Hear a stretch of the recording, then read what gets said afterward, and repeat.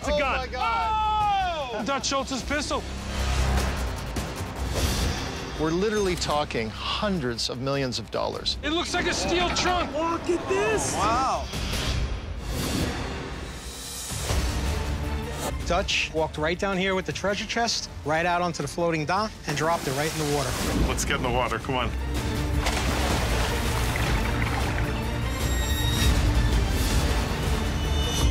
There are tunnels all over the property. It is a whole room. Lots of bones down here. Oh, my God, look at that. Crazy. Get out of here. Are you kidding me? There's a trunk in here. There's a trunk.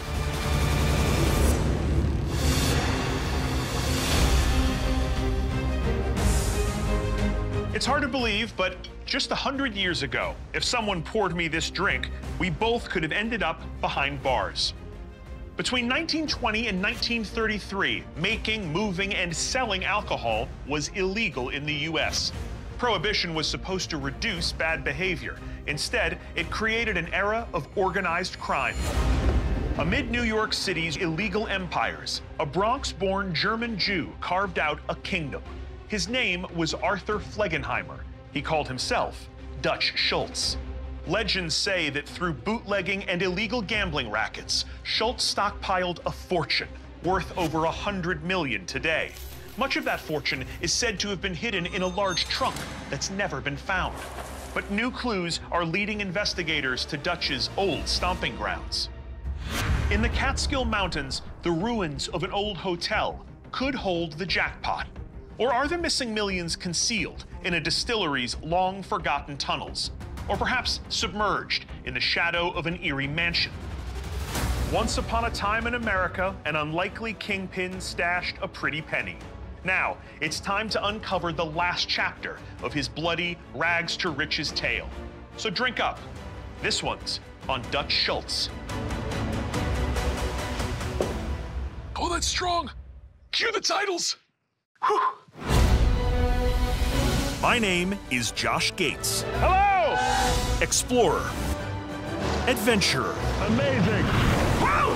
And a guy who ends up in some very strange situation. Whew, that was exciting.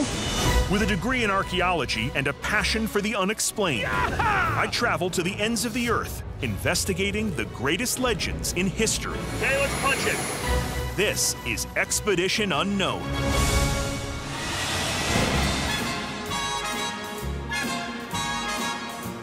New York, New York. A town so nice, they named it after a tiny medieval backwater in northern England. These days, the impossibly high cost of living here makes the 5 boroughs shine brighter than ever before.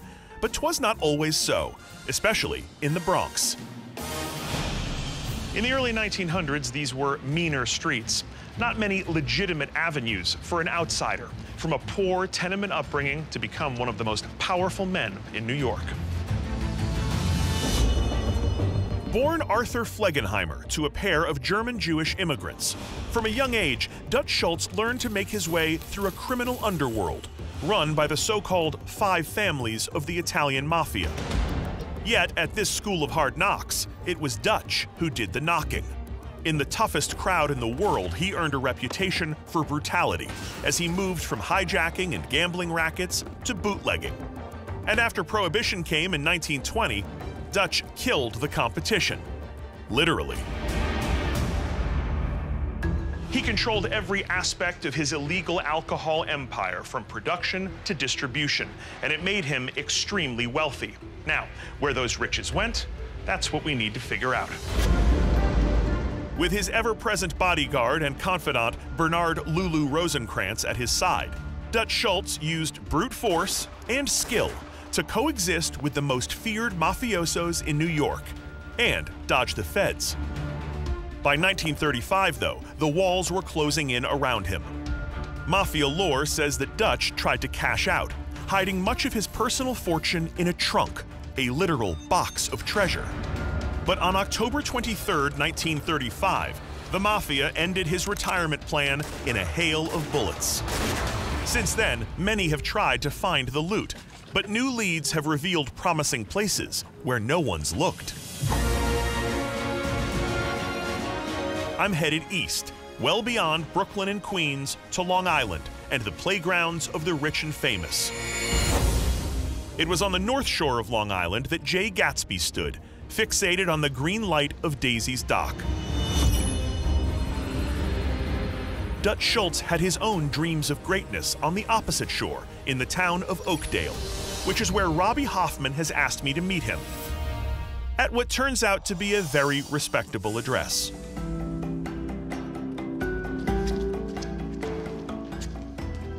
Whoa.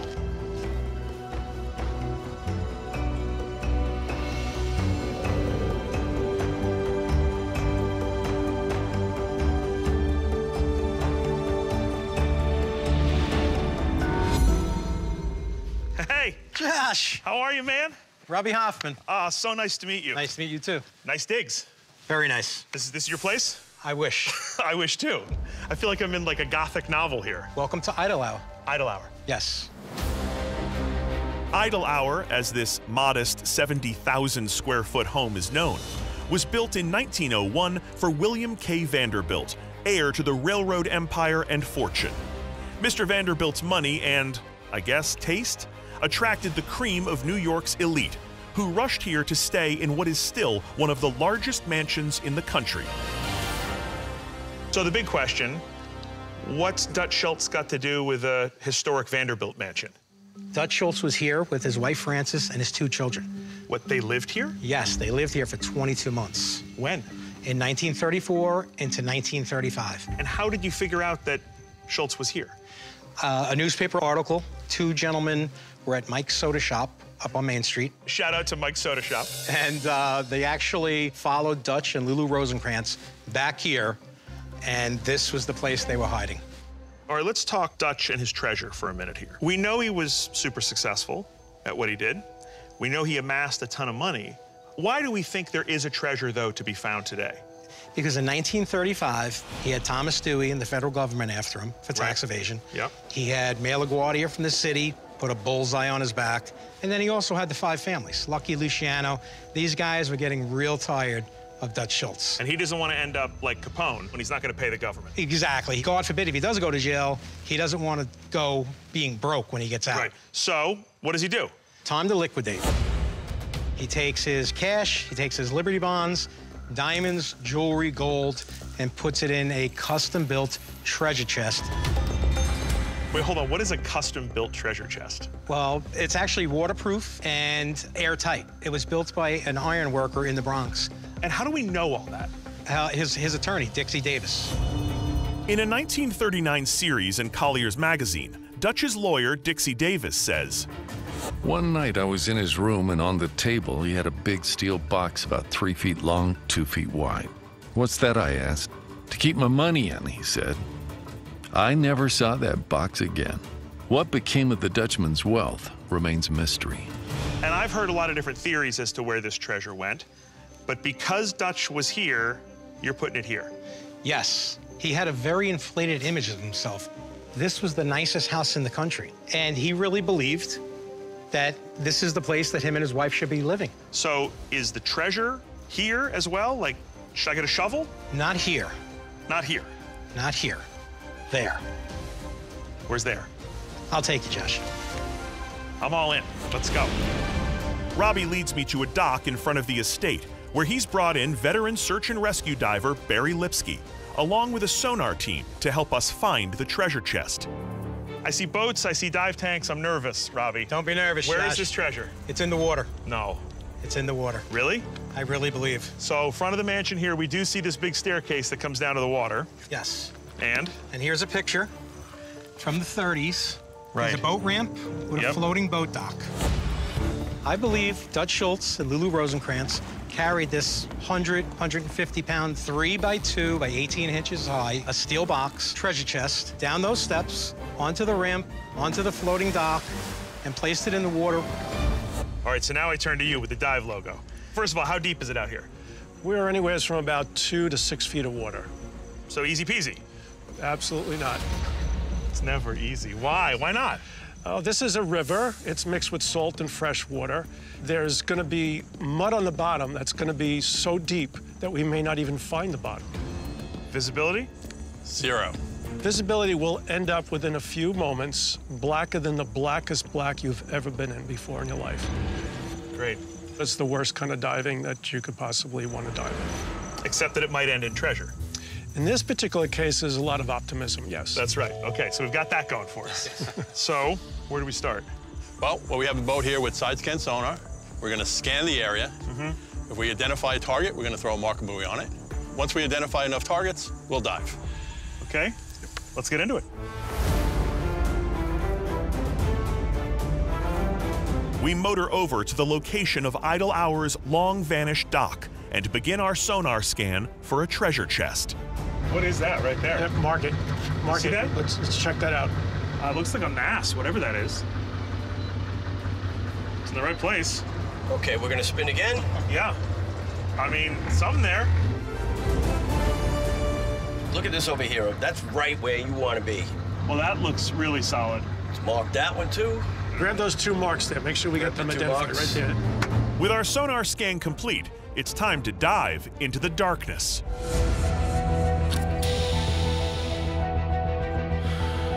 So, what's the plan?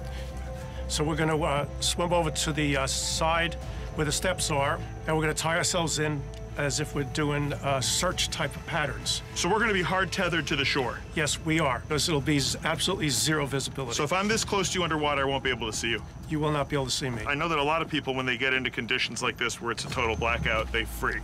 They absolutely do. Don't keep your eyes open. You're better off just closing your eyes and use your mind's eye to see with. Are you talking about the Force? It's whatever you want to make it be. The this Force is- actually does work in this kind of condition. This is some Jedi here. Okay, let's get in the water. Come on. In addition to a line connecting us to the shore, Barry and I are going to be tethered to each other so that the next body he needs to recover isn't mine. You ready? Going down. Going down. Going deep. There we go. Do not adjust your television set, or phone, or whatever you're watching this on. You're seeing what I'm seeing. Nothing. Oh, I am on the bottom. Roger, on the bottom also. Oh, shit is black. I can't see. I've never been afraid of the dark before, but I've never experienced darkness like this. I'm completely blind, disoriented. Remember, you're to use your mind's eye. You got it, Obi-Wan. Let's do this. On the verge of panic, I use Barry's advice, disregarding my sense of sight and carefully allowing my hands to evaluate my surroundings. So, Josh, we're going to lay on this mud. I feel like if I push my hands down, I could go right into it. Let's work this area just for a few moments. Come on. It's got to be there. Come on. Finally, I'm able to wrap my fingers around something that I hope won't cut or bite me. Oh, wow. What is that? I don't know. Whatever it is, it's big. I can feel the edge of it. Should we try and bring it up? All right, so let's surface. Okay, here we go. They're coming up with something. Unbelievable. There it goes. Okay, we've got old board here. It's going to be part of the old dock that was here when Dutch was here. It makes sense. Dutch and Lulu would have walked right down here with the treasure chest, right onto the ramp, right out onto the floating dock, and dropped it right in the water. We got part of a dock, now we just need a treasure chest. Okay, going down here, going down. Come on, Uncle Dutch. We're close.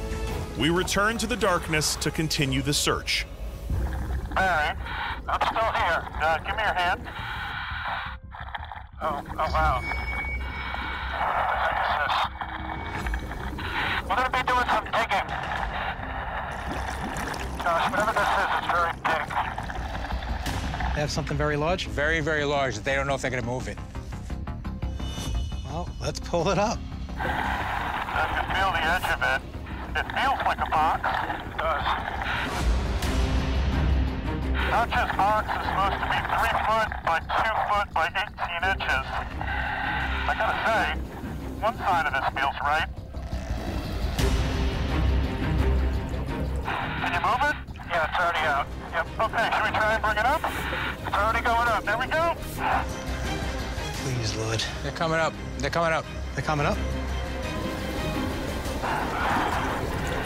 Okay, 1, 2, 3. Damn it. That's a block. So close, Robbie, so close. I've never been in conditions like this. I mean, you're right, it is a total mental game. Yeah, but I've never seen anybody so calm. First time doing this as you are. Well, you have to remember that I'm incredibly stupid, Barrett. Sometimes it's better to be lucky than smart. As we keep searching, I get to pull up a chair. Well, at least now I got a place to sit. Along with some of the more random finds in my treasure hunting career. Did Dača Šulca have a TV? Let me know about it. Can anybody confirm that I just find a skateboard? And finally, guys, this case is closed. Well, Robbie, we have looked high and low, and I'm not feeling a trunk down here. Yeah, listen, I really appreciate the effort. I'm not saying it's not here. I think if there's a 100-plus pound trunk, there's a chance it could be deeper down in the mud. The mud is so thick that if Robbie's going to find the box here, I think it'll take a dredge to recover it. I wish him all the luck in the world and head back to the mainland for another chance at Dutch's Millions.